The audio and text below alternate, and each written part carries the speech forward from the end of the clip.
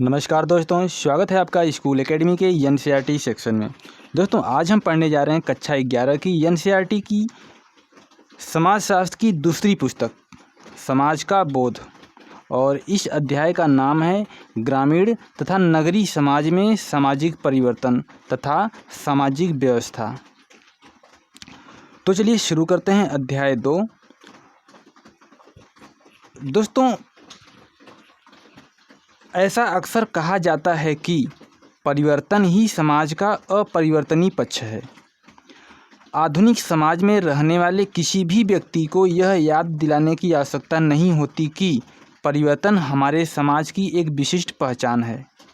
वास्तव में समाजशास्त्र का एक विषय के रूप में उद्भव 17वीं से 19वीं सदी के मध्य पश्चिमी यूरोपीय समाज में तीव्र गति से बदलते परिवेश को समझने के प्रयास में हुआ। सामाजिक परिवर्तन आधुनिक जीवन का एक आम तथा चिरपरिचित सत्य है। तुलनात्मक दृष्टिकोण से भी यह एक सर्वथा नवीन तथा हाल ही की सच्चाई है। यह अनुमान लगाया जाता है कि मानव जाति का पृथ्वी पर अस्तित्व तकरीबन 5 लाख वर्षों से है, परंतु उनकी सभ्यता का अस्तित्व मात्र 6000 वर्षों से ही माना जाता है। इन सभ्य माने जाने वाले वर्षों में पिछले मात्र 400 वर्षों से ही हमने लगातार एवं तीव्र परिवर्तन देखे हैं। इन परिवर्तनशील वर्षों में भी इसके परिवर्तन में तेजी मात्र पिछले 100 वर्षों में आई है। जिस गति से परिवर्तन होता है वह चूंकि लगातार बढ़ता रहता है। शायद यह सही है कि पिछले 100 वर्षों में सबसे अधिक परिवर्तन प्रथम 50 वर्षों की तुलना में अंतिम 50 वर्षों में हुए और आखिरी 50 वर्षों के अंतर्गत पहले 20 वर्षों की तुलना में बीच में परिवर्तन अंतिम 20 वर्षों से अधिक आया। दोस्तों मनुष्य के इतिहास का परिवर्तित चक्र। पृथ्वी पर मनुष्य का अस्तित्व 50 लाख वर्षों से है। स्थायी जीवन की बुनियादी आवश्यकता कृषि मात्र 12,000 वर्ष प्राचीन है। सभ्यता 6000 वर्षों से अधिक प्राचीन नहीं है। यदि हम मनुष्य के संपूर्ण अस्तित्व को एक दिन मान लें, मतलब कि अर्धरात्रि से अर्धरात्रि तक, तो कृषि 11:56 तथा सभ्यता 11:57 पर अस्तित्व में आई। आधुनिक समाजों का विकास 11:59 तथा 30 सेकंड में हुआ। मनुष्य के दिन के अंतिम 30 सेकंड में जितना परिवर्तन हुआ है वह अब तक के पूरे समय के योग के बराबर है। दोस्तों क्रियाकलाप 1 कहता है कि अपने बड़ों से बात कीजिए तथा अपने जीवन से संबंधित चीज़ों के बारे में सूची बनाइए जो उस समय नहीं थी जब आपके माता पिता आपकी उम्र के थे, तथा तब अस्तित्व में नहीं थी जब आपके नाना नानी या दादा दादी आपकी उम्र के थे। उदाहरण के लिए ब्लैक एंड वाइट अथवा रंगीन टीवी, प्लास्टिक की थैली में दूध, कपड़ों में जीप का प्रयोग, ये प्लास्टिक की बाल्टी इत्यादि थे। क्या आपके माता पिता के बचपन में भी अथवा उनके माता पिता के बचपन में क्या आप ऐसी चीज़ों की सूची बना सकते हैं जो आपके माता पिता अथवा उनके माता पिता के समय में थी परंतु अब नहीं है? चलिए दोस्तों अब हम देखते हैं समाज में किस प्रकार के परिवर्तन हुए हैं, मतलब कि सामाजिक परिवर्तन को। दोस्तों सामाजिक परिवर्तन एक सामान्य अवधारणा है जिसका प्रयोग किसी भी परिवर्तन के लिए किया जा सकता है जो अन्य अवधारणा द्वारा परिभाषित नहीं किया जा सकता, जैसे आर्थिक अथवा राजनैतिक परिवर्तन। समाजशास्त्रियों को इसके व्यापक अर्थ को विशिष्ट बनाने के लिए कठिन परिश्रम करना पड़ा ताकि यह सामाजिक सिद्धांत के लिए महत्वपूर्ण हो सके। अपने बुनियादी स्तर पर सामाजिक परिवर्तन इंगित करता है उन परिवर्तनों को जो महत्वपूर्ण हैं, अर्थात परिवर्तन जो किसी वस्तु अथवा परिस्थिति की मूलाधार संरचना को समयावधि में बदल दे। अतः सामाजिक परिवर्तन कुछ अथवा सभी परिवर्तनों को सम्मिलित नहीं करते, मात्र बड़े परिवर्तन जो वस्तुओं को बुनियादी तौर पर बदल देते हैं। परिवर्तन का बड़ा होना मात्र इस बात से नहीं मापा जाता कि वह कितना परिवर्तन लाता है, बल्कि परिवर्तन के पैमाने से, अर्थात समाज के कितने बड़े भाग को उसने प्रभावित किया है। दूसरे शब्दों में, परिवर्तन दोनों सीमित तथा विस्तृत तथा समाज के एक बड़े हिस्से को प्रभावित करने वाला होना चाहिए, ताकि वह सामाजिक परिवर्तन के योग्य हो सके। इस प्रकार के मापदंडों के बावजूद सामाजिक परिवर्तन एक विस्तृत शब्द है। इसे और विशेष बनाने के लिए स्रोतों अथवा कारकों को अधिकतर वर्गीकृत करने की कोशिश की जाती है। प्राकृतिक आधार पर अथवा समाज पर इसके प्रभाव अथवा इसकी गति के आधार पर इसका वर्गीकरण किया जाता है। उदाहरण के लिए ऐसे परिवर्तन को उद्विकास का नाम दिया गया है, जो काफ़ी लंबे समय तक धीरे धीरे होता है। यह शब्द प्राणी शास्त्री चार्ल्स डार्विन द्वारा दिया गया, जिन्होंने उद्विकासी सिद्धांत के द्वारा यह प्रतिपादित किया कि कैसे जीवित प्राणी विकसित होते हैं। कई शताब्दियों अथवा कभी कभी सहस्त्राब्दियों में धीरे धीरे अपने आप को प्राकृतिक वातावरण में ढालकर बदलते रहते हैं। डार्विन के सिद्धांत ने योग्यतम की उत्तरजीविता के विचार पर बल दिया। केवल वही जीवधारी जीवित रहने में सफल होते हैं जो अपने पर्यावरण के अनुरूप अपने आप को ढाल लेते हैं। जो अपने आप को ढालने में सक्षम नहीं होते अथवा ऐसी धीमी गति से करते हैं, लंबे समय में नष्ट हो जाते हैं। डार्विन ने यह सुझाव दिया कि मनुष्य की उत्पत्ति समुद्री जीवों अथवा मछलियों के विभिन्न प्रकारों से भूमि पर रहने वाले स्तनपायी से विभिन्न अवस्थाओं को पार करते हुए उच्चतम अवस्था, जहां बंदरों तथा गोरिल्लों के विभिन्न प्रकार से अंत में होमो सेपियंस अथवा मनुष्य के रूप में उसकी उत्पत्ति हुई। दोस्तों, यद्यपि डार्विन का सिद्धांत प्राकृतिक प्रक्रियाओं को दिखाता है, इसे शीघ्र सामाजिक विश्व में स्वीकृत किया गया, जिसे सोशल डार्विनिज्म के नाम से जाना गया। ऐसा सिद्धांत जिसने अनुकूली परिवर्तन की महत्ता पर बल दिया। उद्विकासी परिवर्तन के विपरीत परिवर्तन जो तुलनात्मक रूप से शीघ्र अथवा अचानक होता है, कभी कभी उसे क्रांतिकारी परिवर्तन कहते हैं। इसका प्रयोग मुख्यतः राजनीतिक संदर्भ में होता है, जहां समाज में शक्ति की संरचना में शीघ्रतापूर्वक परिवर्तन लाकर इसे चुनौती देने वालों द्वारा पूर्व सत्ता वर्ग को विस्थापित कर लाया जाता है।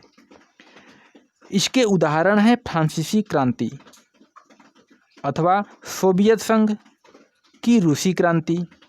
सामान्य रूप से इस शब्द का प्रयोग तेज, आकस्मिक तथा अन्य प्रकार के संपूर्ण परिवर्तनों के लिए भी कुछ शब्द जैसे औद्योगिक क्रांति अथवा संचार क्रांति इत्यादि के लिए होता है। क्रियाकलाप 2, फ्रांसीसी क्रांति अथवा औद्योगिक क्रांति, जिसके बारे में आपने अपनी पाठ्यपुस्तकों में पढ़ा है। परिचर्चा को देखिए, इनमें से प्रत्येक किस प्रकार के परिवर्तन लेकर आया। क्या ये परिवर्तन इतने तीव्र अथवा इतने दूरगामी थे कि क्रांतिकारी परिवर्तन के योग्य हो सकें? अन्य किस प्रकार के सामाजिक परिवर्तनों के बारे में आपने अपनी पुस्तक में पढ़ा है जो क्रांतिकारी परिवर्तन के योग्य नहीं हैं? वे क्यों योग्य नहीं हैं? दोस्तों, विभिन्न प्रकार के परिवर्तन जो अपनी प्रकृति अथवा परिणाम द्वारा पहचाने जाते हैं, वे हैं संरचनात्मक परिवर्तन एवं विचारों, मूल्यों तथा मान्यताओं में परिवर्तन। संरचनात्मक परिवर्तन समाज की संरचना में परिवर्तन को दिखाता है। इनकी संस्थाओं अथवा नियमों जिनसे इन संस्थाओं को चलाया जाता है। उदाहरण के लिए कागजी रुपये का मुद्रा के रूप में प्रादुर्भाव वित्तीय संस्थानों तथा लेन देन में बड़ा भारी परिवर्तन लेकर आया। इस परिवर्तन के पहले मुख्य रूप से सोने चांदी के रूप में मूल्यवान धातुओं का प्रयोग मुद्रा के रूप में होता था। सिक्के की कीमत उसमें पाए जाने वाले सोने अथवा चांदी से मापी जाती थी। इसके विपरीत कागजी नोट की कीमत का उस कागज से कोई संबंध नहीं होता था जिस पर वह छापा जाता था, और न ही उसकी छपाई से। कागजी मुद्रा के पीछे यह विचार था कि सामान अथवा सुविधाओं के लेन देन में जिस चीज़ का प्रयोग हो उसका कीमती होना जरूरी नहीं, जब तक यह मूल्य को ठीक से दिखाता है, अर्थात जब तक यह विश्वास को जगाए रखता है। तकरीबन कोई भी चीज़ पैसे के रूप में काम कर सकती है। यह विचार ऋण बाजार की बुनियाद बना, जिसने बैंकिंग तथा वित्त के ढांचे को बदलने में मदद की। इन परिवर्तनों ने आगे चलकर आर्थिक जीवन में और परिवर्तन किए। दोस्तों, मूल्यों तथा मान्यताओं में परिवर्तन भी सामाजिक परिवर्तन ला सकते हैं। उदाहरण के लिए, बच्चों तथा बचपन से संबंधित विचारों तथा मान्यताओं में परिवर्तन अत्यंत महत्वपूर्ण प्रकार के सामाजिक परिवर्तन में सहायक सिद्ध हुआ है। एक समय था जब बच्चों को साधारण अवयस्क समझा जाता था। बच्चे संबंधित कोई विशिष्ट संकल्पना नहीं थी जो इससे जुड़ी हो कि बच्चों के लिए क्या सही था अथवा क्या गलत। उदाहरण के लिए 19वीं शताब्दी के अंत में यह ठीक माना जाने लगा कि बच्चे जितनी जल्दी काम करने के योग्य हो जाएं, काम पर लग जाएं। बच्चे अपने परिवार की काम करने में मदद 5 अथवा 6 वर्ष की आयु से ही प्रारंभ कर देते थे। प्रारंभिक फैक्ट्री व्यवस्था बच्चों के श्रम पर आश्रित थी। यह 19वीं तथा पूर्व 20वीं शताब्दियों के दौरान बचपन जीवन की एक विशिष्ट अवस्था है। यह संकल्पना प्रभावी हुई। तब छोटे बच्चों का काम करना अविचारणीय हो गया तथा अनेक देशों ने बाल श्रम को कानून द्वारा बंद कर दिया। उसी समय अनिवार्य शिक्षा संबंधी विचारों का जन्म हुआ तथा इससे संबंधित कई कानून भी पास किए गए। यद्यपि कुछ ऐसे उद्योग हमारे देश में हैं जो आज भी बाल श्रम पर कम से कम आंशिक रूप से तो आश्रित हैं ही, जैसे दरी बुनना, छोटी चाय की दुकानें तथा रेस्तरां, माचिस बनाना इत्यादि। बाल श्रम गैर कानूनी है तथा मालिकों को मुजरिमों के रूप में सजा हो सकती है। दोस्तों, परंतु अब तक सामाजिक परिवर्तन के वर्गीकरण का सबसे सरल तरीका इसके कारक तत्व तथा स्रोत हैं। कई बार कारक तत्व पूर्व वर्गीकृत होते हैं, मतलब कि आंतरिक और बाहरिक। सामाजिक परिवर्तन के 5 बृहत प्रकार के स्रोत अथवा कारण हैं, जो इस प्रकार हैं: पर्यावरण, तकनीकी, आर्थिक, राजनीतिक तथा सांस्कृतिक। चलिए सबसे पहले हम देखते हैं पर्यावरण के बारे में। दोस्तों, प्रकृति, पारिस्थितिकी तथा भौतिक पर्यावरण का समाज की संरचना तथा स्वरूप पर महत्वपूर्ण प्रभाव हमेशा से रहा है। विगत समय के संदर्भ में यह विशेष रूप से सही है जब मनुष्य प्रकृति के प्रभावों को रोकने अथवा झेलने में अक्षम था। उदाहरण के लिए, मरुस्थलीय वातावरण में रहने वाले लोगों के लिए एक स्थान पर रहकर कृषि करना संभव नहीं था, जैसे मैदानी भागों अथवा नदियों के किनारे इत्यादि। अतः जिस प्रकार का भोजन वे करते थे अथवा कपड़ा पहनते थे, जिस प्रकार आजीविका चलाते थे तथा सामाजिक अंतःक्रिया, ये सब काफ़ी हद तक उनके पर्यावरण के भौतिक तथा जलवायु की स्थितियों से निर्धारित होता है। अत्यधिक ठंडी जलवायु में रहने वालों के लिए भी यह सही था, अथवा बंदरगाह पर स्थित नगरों, प्रमुख व्यापारिक मार्गों अथवा पर्वतीय दर्रों अथवा उपजाऊ नदियाँ। परंतु पर्यावरण जिस हद तक समाज को प्रभावित करता है, वह तकनीकी संसाधनों के बढ़ने के कारण समय के साथ साथ घटता जा रहा है। प्रकृति द्वारा खड़ी की गई समस्याओं का सामना और अपने आप को उनके अनुरूप ढालना, और इस प्रकार भिन्न पर्यावरण के कारण समाजों के बीच आए अंतर को दूर करने में तकनीक हमारी मदद करती है। दूसरी तरफ तकनीक प्रकृति को तथा इसके साथ हमारे संबंधों को नए तरीकों से बदलती है। अतः यह कहना अधिक सही होगा कि समाज पर प्रकृति का प्रभाव घटने की बजाय बदल रहा है। दोस्तों, आप पूछ सकते हैं कि कैसे यह सामाजिक परिवर्तन को प्रभावित करते हैं। पर्यावरण ने समूहों को आकार दिया होगा, परंतु इसने सामाजिक परिवर्तन में क्या भूमिका अदा की होगी। इस प्रश्न का सबसे आसान तथा बढ़िया उत्तर प्राकृतिक विपदाओं में मिलेगा। त्वरित तथा विध्वंसकारी घटनाएं जैसे भूकंप, ज्वालामुखी विस्फोट, बाढ़ अथवा ज्वार भाटी तरंगे, जैसा कि दिसंबर 2004 में सुनामी की तरंगों से इंडोनेशिया, श्रीलंका, अंडमान द्वीप, तमिलनाडु के कुछ भाग इसकी चपेट में आए थे। दोस्तों, समाज को पूर्ण रूपेण बदल कर रख देते हैं। ये बदलाव अपरिवर्तनीय होते हैं, अर्थात ये स्थायी होते हैं तथा चीज़ों को वापस अपनी पूर्व स्थिति में नहीं आने देते। उदाहरण के लिए यह संभव हो सकता है कि उनमें से कई लोग जिनका व्यवसाय सुनामी के कारण नष्ट हो गया, वे उसे पुनः नहीं पा सकेंगे तथा अधिकांश तटीय गांवों में सामाजिक संरचना पूर्णतः बदल जाएगी। प्राकृतिक विपदाओं के अनेकानेक उदाहरण इतिहास में देखने को मिल जाएंगे, जो समाज को पूर्ण रूपेण परिवर्तित कर देते हैं अथवा पूर्णतः नष्ट कर देते हैं। इसका एक उत्कृष्ट उदाहरण पश्चिमी एशिया के रेगिस्तानी प्रदेशों में तेल का मिलना है। जिस प्रकार 19वीं शताब्दी में कैलिफोर्निया में सोने की खोज हुई थी, ठीक उसी प्रकार तेल के भंडारों ने खाड़ी देशों के समाज को बदल कर रख दिया। सऊदी अरब, कुवैत अथवा संयुक्त अरब अमीरात जैसे देशों की स्थिति आज तेल संपदा के बिना बिल्कुल अलग होती। चलिए अब देखते हैं तकनीक तथा अर्थव्यवस्था। दोस्तों, विशेषकर आधुनिक काल में तकनीक तथा आर्थिक परिवर्तन के संयोग से समाज में तीव्र परिवर्तन आया। तकनीक समाज को कई प्रकार से प्रभावित करती है। जैसा कि ऊपर देखा गया है, यह हमारी मदद प्रकृति को विभिन्न तरीकों से नियंत्रित, उसके अनुरूप ढालने में अथवा दोहन करने में करती है। बाजार जैसी शक्तिशाली संस्था से जुड़कर तकनीकी परिवर्तन अपने सामाजिक प्रभाव की तरह ही प्राकृतिक कारकों जैसे सुनामी अथवा तेल की खोज की तरह प्रभावी हो सकते हैं। सामाजिक परिवर्तन के बृहद दृष्टिगोचर तथा सर्वाधिक महत्वपूर्ण उदाहरण जो तकनीकी परिवर्तन द्वारा लाए गए, वह था औद्योगिक क्रांति, जिसके बारे में आपने पहले पढ़ा है। आपने वाष्प इंजन द्वारा समाज पर छोड़े गए प्रभाव के बारे में सुना होगा। वाष्प शक्ति की खोज ने उदीयमान विभिन्न प्रकार के बड़े उद्योगों को शक्ति की उस ताकत को, जो न केवल पशुओं तथा मनुष्यों के मुकाबले कई गुना अधिक थी, बल्कि बिना रुकावट के लगातार चलने वाली भी थी, से परिचित कराया।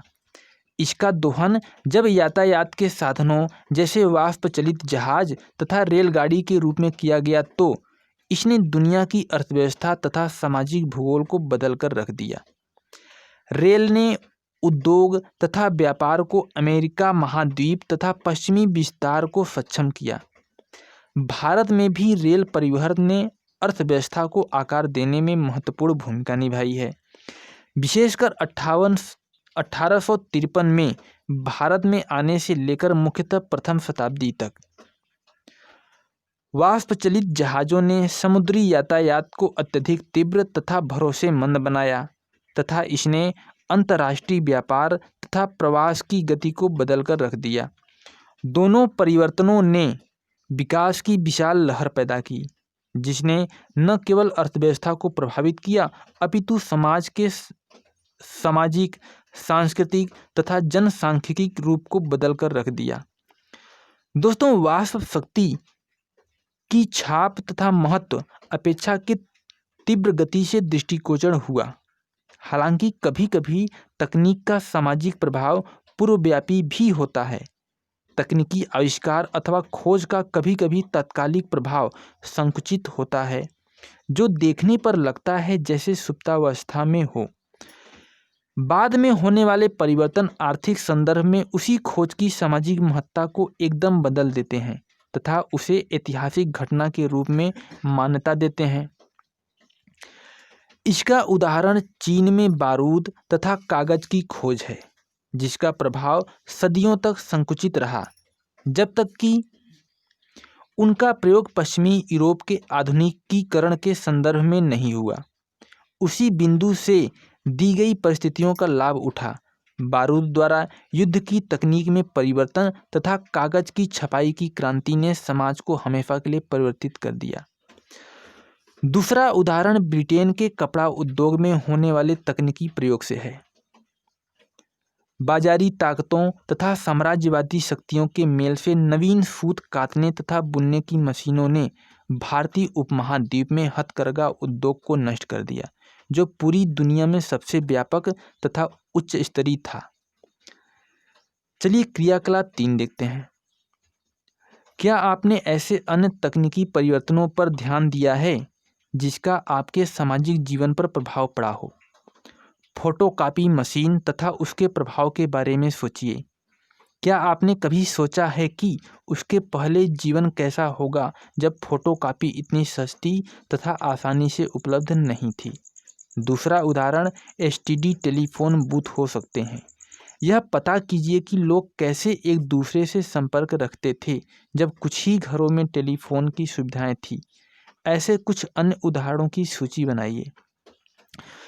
दोस्तों, कई बार आर्थिक व्यवस्था में होने वाले परिवर्तन जो प्रत्यक्षतः तकनीकी नहीं होते, समाज को बदल सकते हैं। जाना पहचाना ऐतिहासिक उदाहरण रोपड़ कृषि, जहां बड़े पैमाने पर नकदी फसलों जैसे गन्ना, चाय अथवा कपास की खेती की जाती है, ने श्रम के लिए भारी मांग उत्पन्न की। इस मांग ने 17वीं से 19वीं शताब्दी के मध्य संस्था के रूप में दास्ता तथा अफ्रीका, यूरोप तथा अमेरिका के बीच दासों का व्यापार प्रारंभ किया। भारत में भी असम के चाय बागानों में काम करने वाले अधिकतर लोग पूर्वी भारत के थे, विशेषकर झारखंड तथा छत्तीसगढ़ के आदिवासी भागों से, जिन्हें बाध्य हो श्रम के लिए प्रवास करना पड़ा। आज विश्व के कई भागों में अंतर्राष्ट्रीय समझौतों तथा संस्थाओं जैसे वर्ल्ड ट्रेड ऑर्गेनाइजेशन द्वारा आयात कर तथा शुल्कों में लाए गए रोजगार को खत्म करने अथवा त्वरित उछाल या प्रगति का समय कुछ अन्य उद्योगों तथा रोजगारों के लिए ला सकते हैं।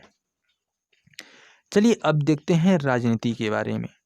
दोस्तों, इतिहास के लेखन तथा संस्मरण की पुरानी विधियों में राजाओं तथा रानियों की क्रियाएं सामाजिक परिवर्तन के लिए अत्यंत महत्वपूर्ण मानी जाती थी।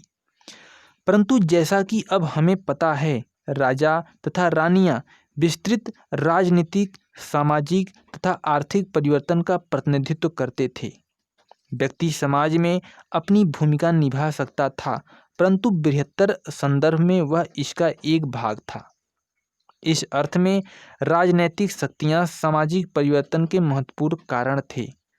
इसका सबसे स्पष्ट उदाहरण युद्ध तंत्र में देखा जा सकता है, जब एक समाज दूसरे समाज पर युद्ध घोषित करता है तथा जीतता है या हार जाता है। सामाजिक परिवर्तन इसका तत्कालिक परिणाम होता था। कभी विजेता परिवर्तन के बीज अपने साथ जहां कहीं भी जाता है, बोता है, तो कभी विजित विजेताओं के समाज को परिवर्तित करने तथा परिवर्तन के बीज बोने में सफल होता है। यद्यपि इतिहास में इस तरह के कई उदाहरण हैं, लेकिन अमेरिका तथा जापान का आधुनिक उदाहरण देखना दिलचस्प होगा। दोस्तों, दूसरे विश्व युद्ध में अमेरिका ने जापान पर महत्वपूर्ण विजय हासिल की। आंशिक रूप से जननाशक हथियार का प्रयोग हुआ, जो मानव इतिहास में पहले कभी नहीं देखा गया था, और यह था परमाणु बम।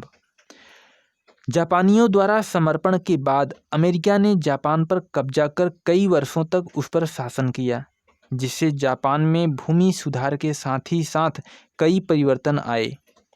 उस समय जापान उद्योग की नकल करने तथा उससे सीखने को बेहद कोशिश कर रहा था, परंतु 1970 तक हालांकि जापानी तकनीक मुख्य रूप से कार निर्माण के क्षेत्र में अमेरिका से काफ़ी आगे निकल गई थी। 1970 से 1990 के बीच जापानी उद्योग ने पूरी दुनिया पर राज किया। विशेषतः यूरोप की औद्योगिक संस्थाओं तथा अमेरिका पर।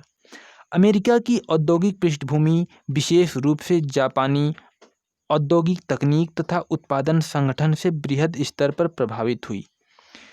बड़े व परंपरागत रूप से शक्तिशाली उद्योगों से स्टील, वाहन तथा भारी अभियांत्रिकी को काफ़ी बड़ा झटका लगा तथा उन्हें अपने आप को जापानी तकनीक तथा प्रबंधन के सिद्धांतों के आधार पर बदलना पड़ा। मसलन नए उभरते क्षेत्र जैसे इलेक्ट्रॉनिक्स का भी जापान ने सूत्रपात किया। कई दशकों में जापान ने युद्ध तंत्र की अपेक्षा आर्थिक तथा तकनीकी क्षेत्र में अमेरिका को चुनौती दी।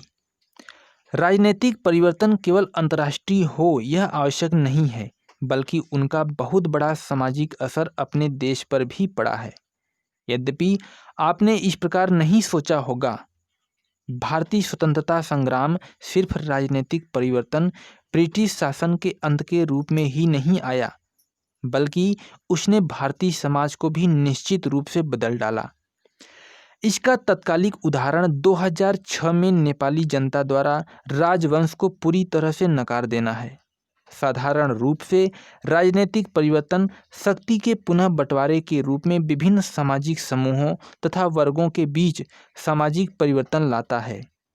इस दृष्टिकोण से सार्वभौमिक वयस्क मताधिकार अथवा एक व्यक्ति एक मत सिद्धांत राजनीतिक परिवर्तन के इतिहास में अकेला सर्वाधिक बड़ा परिवर्तन है। जब तक आधुनिक लोकतंत्रों ने पूर्ण रूप से व्यक्तियों को वोट का अधिकार नहीं दिया, जब तक चुनाव कानूनी शक्ति के लिए अधिदेशात्मक नहीं हो गया, समाज की संरचना भिन्न प्रकार से हुई थी। राजा तथा रानियां दैविक अधिकार के अंतर्गत राज करते थे तथा वे आम आदमी के प्रति जवाबदेह नहीं थे। लोकतांत्रिक सिद्धांतों के रूप में मताधिकार को जब पहली बार प्रस्तावित किया गया तो उसमें संपूर्ण जनसंख्या को शामिल नहीं किया गया था। वास्तव में केवल एक अल्पसंख्या ही वोट कर सकती थी अथवा सरकार के निर्माण में उनका हाथ था। प्रारंभ में वोट उन्हीं तक सीमित था जिसका जन्म समाज की किसी विशिष्ट प्रजाति अथवा नृजाति में हुआ हो, अथवा अमीर व्यक्ति जिनके पास संपत्ति हो, अथवा इन उच्च सामाजिक वर्गों से जो सभी स्त्रियां, निम्न वर्ग के लोग अथवा अधीनस्थ नृजातियां तथा गरीब और कामकाजी व्यक्ति को सामान्यतः वोट देने की अनुमति नहीं थी। दोस्तों, यह लंबे संघर्षों से ही संभव हुआ कि सार्वभौमिक वयस्क मताधिकार एक मानदंड के रूप में स्थापित हुआ। हालांकि इसने पूर्व काल की असमानताओं को समाप्त नहीं किया। आज भी प्रत्येक देश शासन के लोकतंत्रात्मक रूप को नहीं मानते और जहां कहीं भी चुनाव होते हैं उन्हें बदलने के अनेक तरीके अपनाए जाते हैं, जिसके कारण आम जनता अपनी सरकार के निर्णय को प्रभावित करने में शक्तिहीन रहती है। लेकिन इस सब के बावजूद इसे नकारा नहीं जा सकता है कि सार्वभौमिक वयस्क मताधिकार एक शक्तिशाली मानदंड के रूप में काम करता है, जो प्रत्येक सरकार तथा प्रत्येक समाज को महत्व देता है। सरकारों को कानूनी वैधता पाने के लिए आवश्यक है कि वह कम से कम व्यक्तियों की आम सहमति लेता हुआ दिखाई दे। सामाजिक परिवर्तन के परिप्रेक्ष्य में यह व्यापक परिवर्तन लेकर आया। चलिए अब देखते हैं संस्कृति के बारे में और देखते हैं कि संस्कृति ने किस प्रकार से सामाजिक परिवर्तन में अपनी भूमिका निभाई। दोस्तों, संस्कृति को यहाँ विचारों, मूल्यों और मान्यताएं जो मनुष्य के लिए आवश्यक होते हैं तथा उनके जीवन को आकार देने में मदद करते हैं के छोटे से लेबल के रूप में प्रयुक्त किया गया है। इन विचारों तथा मान्यताओं में परिवर्तन प्राकृतिक रूप से सामाजिक जीवन में परिवर्तन को दिखाते हैं। सामाजिक सांस्कृतिक संस्था का सबसे सामान्य उदाहरण धर्म है, जिसका समाज पर अत्यधिक प्रभाव पड़ा। धार्मिक मान्यताएं तथा मानदंडों ने समाज को व्यवस्थित करने में मदद दी तथा यह बिल्कुल आश्चर्यजनक नहीं है कि इन मान्यताओं में परिवर्तन ने समाज को बदलने में मदद की। धर्म इतना महत्वपूर्ण है कि कुछ विचारकों ने सभ्यता को धार्मिक परिप्रेक्ष्य में सामाजिक परिभाषित किया तथा वे इतिहास को दो धर्मों में अंतः संबंध की प्रक्रिया के रूप में देखते हैं। यद्यपि सामाजिक परिवर्तन के अन्य महत्वपूर्ण कारकों में धर्म भी संदर्भगत होता है, यह सब संदर्भों को नहीं परंतु कुछ को प्रभावित करता है। मैक्स वेबर का अध्ययन the Protestant ethic and the spirit of capitalism दिखाता है कि पूंजीवादी सामाजिक प्रणाली की स्थापना में कुछ प्रोटेस्टेंट ईसाई वर्ग ने किस प्रकार मदद की। आर्थिक तथा सामाजिक परिवर्तन के प्रभाव का यह एक महत्वपूर्ण उदाहरण है। भारत में भी हम सामाजिक परिवर्तन के रूप में धर्म के कई उदाहरण देखते हैं। इनमें सबसे उत्कृष्ट उदाहरण प्राचीन भारत के सामाजिक तथा राजनीतिक जीवन पर बौद्ध धर्म का प्रभाव तथा मध्यकालीन सामाजिक संरचना में अंतर्निहित जाति व्यवस्था के संदर्भ में व्यापक प्रभाव के रूप में देखा जा सकता है। समाज में महिलाओं की स्थिति में जो सामाजिक परिवर्तन आए हैं, उनके वैचारिक उद्भव को सांस्कृतिक उदाहरण के रूप में देखा जा सकता है। दोस्तों, आधुनिक काल में महिलाओं ने समानता के लिए संघर्ष किया है। उन्होंने समाज को कई रूपों में परिवर्तित करने में सहायता की है। ऐतिहासिक परिस्थितियां महिलाओं के संघर्ष के लिए कहीं सहायक सिद्ध हुई हैं तो कहीं बाधक। उदाहरण के लिए द्वितीय विश्व युद्ध के समय पाश्चात्य देशों में महिलाओं ने कारखानों में काम करना प्रारंभ कर दिया, जो पहले कभी नहीं हुआ था तथा जो पहले हमेशा पुरुषों द्वारा किए जाते थे। यह वास्तविकता थी कि महिलाएं जहाज बना सकती थी, भारी मशीनों को चला सकती थी, हथियारों का निर्माण आदि कर सकती थी। इसने समानता पाने के उनके दावे को मजबूत किया, पर यह भी सत्य है कि यदि युद्ध न हुआ होता तो उन्हें और लंबे समय तक इसके लिए संघर्ष करना पड़ता। एक दूसरे प्रकार का उदाहरण जहां महिलाएं अपनी अस्मिता में परिवर्तन लाने में सफल हुई, वह क्षेत्र है उपभोक्ता विज्ञापन। अधिकतर नगरीय समाजों में महिलाएं ही यह निर्णय लेती हैं कि घरेलू उपयोग के लिए कौन सी वस्तुएं खरीदी जाएं। इसने विज्ञापनों ने एक उपभोक्ता के रूप में महिलाओं की सोच को प्रति संवेदनशील बनाया। विज्ञापन के खर्चों का एक महत्वपूर्ण अंश अब महिलाओं को मिलता है और इसका प्रभाव मीडिया पर पड़ा है। संक्षेप में, महिलाएं आर्थिक भूमिका परिवर्तन की श्रृंखला की शुरुआत करती हैं, जिसके बड़े सामाजिक परिणाम निकल सकते हैं। उदाहरण के तौर पर विज्ञापन महिला को एक निर्णायक सदस्य के रूप में दिखा सकता है अथवा महत्वपूर्ण व्यक्ति के रूप में, जिसके बारे में न तो पहले सोचा जा सकता था और न ही जिसे बढ़ावा दिया जा सकता था। सामान्यतः पहले ज़्यादातर विज्ञापन पुरुषों को संबोधित किए जाते थे, अब उतना ही महिलाओं को भी संबोधित किया जाता है अथवा कुछ क्षेत्रों में जैसे घरेलू वस्तुएं अथवा उपभोक्ता वस्तुओं में मुख्यतः महिलाओं को। अतः यह विज्ञापकों तथा निर्माताओं के लिए आवश्यक हो गया है कि महिलाएं क्या सोचती तथा महसूस करती हैं, उस पर ध्यान दिया जाए। एक अन्य उदाहरण जहां सांस्कृतिक परिवर्तन सामाजिक परिवर्तन लाता है, खेल कूद के इतिहास में देखा जा सकता है। खेल कूद हमेशा से लोकप्रिय संस्कृति की अभिव्यक्ति रहे हैं, जो कभी कभी अधिक महत्वपूर्ण हो जाते हैं। क्रिकेट का प्रारंभ ब्रिटिश राजशाही वर्ग के शौक के रूप में हुआ, ब्रिटेन के मध्यम तथा कामकाजी वर्गों में फैला और वहां से पूरी दुनिया के अंग्रेजी साम्राज्यों में। जैसे ही इस खेल ने भारत से बाहर अपनी जड़ें जमाई, यह अधिकतर राष्ट्रीय अथवा प्रजाति वर्ग का प्रतीक बना। क्रिकेट में तीव्र प्रतियोगिता का भिन्न इतिहास है, जो खेल कूद की सामाजिक महत्ता को कथात्मक रूप में दिखाता है। इंग्लैंड तथा ऑस्ट्रेलिया की प्रतियोगिता सामाजिक अधीनस्थ उपनिवेश, मतलब कि ऑस्ट्रेलिया का शासन के केंद्र में प्रभावशाली उच्च वर्ग इंग्लैंड के प्रति रोष को दर्शाती है।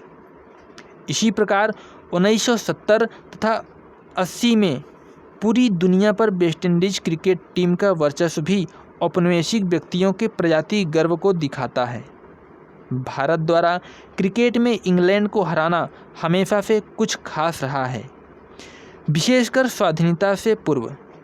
दूसरे स्तर पर क्रिकेट की भारतीय उपमहाद्वीप में लोकप्रियता ने इस खेल के व्यावसायिक प्रारूप को बदल दिया, जो अब दक्षिणी एशियाई प्रशंसकों की रुचियों से प्रभावित होता है, विशेषकर भारतीयों से। दोस्तों, जैसा कि ऊपरी परिचर्चा से साफ होता है कि कोई एक सिद्धांत अथवा कारक सामाजिक परिवर्तन के लिए जिम्मेदार नहीं होता। सामाजिक परिवर्तन के कारक अतिरिक्त अथवा बाह्य हो सकते हैं, सोची समझी क्रिया अथवा आकस्मिक कारकों के परिणाम हो सकते हैं। सामाजिक परिवर्तन के कारक अधिकांशतः परस्पर संबंधित होते हैं। आर्थिक तथा तकनीकी कारक के सांस्कृतिक संघटक भी हो सकते हैं, राजनीतिक पर्यावरण द्वारा भी हो सकती हैं। अतः यह आवश्यक है कि सामाजिक परिवर्तन तथा उसके विभिन्न प्रकार की विधाओं से परिचित रहा जाए। परिवर्तन हमारे लिए एक मुख्य विषय है, क्योंकि परिवर्तन की गति आधुनिक समय में मुख्यतः समकालीन समय में पहले की तुलना में काफ़ी तेज हो गई है। यद्यपि सामाजिक परिवर्तन को विषय विगत समय में अच्छी तरह से समझा जा सकता है जब यह घटित हो चुका होता है। हमें इसके होने के समय से परिचित होना चाहिए तथा उसके लिए जो भी तैयारी हो सके करनी चाहिए। दोस्तों, इस वीडियो क्लास में इतना ही, और सामाजिक व्यवस्था के बारे में हम इसी अध्याय के अगले वीडियो क्लास में देखते हैं। तब तक के लिए नमस्कार।